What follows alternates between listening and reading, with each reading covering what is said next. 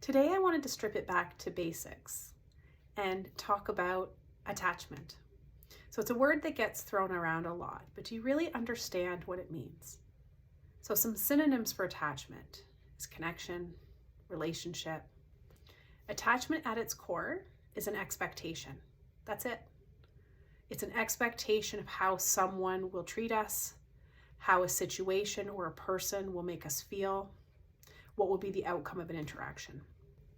And it's not about what happens every single time. It's about what happens enough of the time that I can develop an expectation of what that interaction is going to look like. And that expectation is so important because it lays the foundation for how we expect to be treated by others moving out into the world. Children, without even realizing it, are constantly, even from infancy, developing an expectation of what happens within the context of their attachment, within the context of their relationship with their caregivers. And as humans, we are so hardwired to develop these expectations. It's so natural. It happens without us even thinking. Infants do this, so much so that researchers can categorize what expectations infants have developed as young as 10 months of age.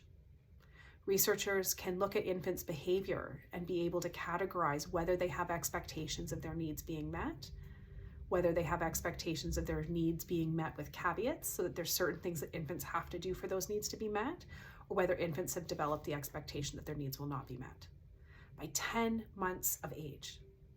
So now imagine you're an older child or even a grown-up that's been developing these expectations of all the people around you without even realizing it. That's where these knee-jerk reactions come from, when we just have this felt sense of, I'm not going to cry, or I'm going to hold it in, or I can't show that I'm angry, or I can't go to this person. These are about our attachment relationships and the expectations about what is safe and what's not safe, what's okay and what's not okay. But the coolest thing about attachment, other than it's universal, is that it's also malleable. It can be changed, it can be improved, it can be altered. Kind of think about it as the law of averages. If your average is really bad, let's say on a math test, because you're getting a failing grade, but all of a sudden you get tutoring, you're working really hard, you have a better connection with the teacher, and you start to get better grades. It's going to take a while before that average starts to come up, but eventually it will. Eventually the expectation then becomes, the grade then becomes better.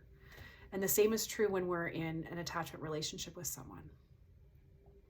Parents can sometimes get frustrated when they're working so hard to be more attuned and to be more in touch with their kids' emotions that sometimes kids' behavior doesn't respond right away. If we think about it as the law of averages, it takes time for us to bring that average up. It takes time for that expectation to shift about what happens most of the time. And so in Circle of Security, they talk about this concept, that it's never too late to develop a more secure relationship, to develop a healthier attachment. And that is because our expectations can evolve. And if you're in this place in a relationship, either with your child or someone important to you, I would encourage you to keep going, to remember that it takes time to build expectations, and it also takes time to change and strengthen expectations, but it is possible. And it's so worth it.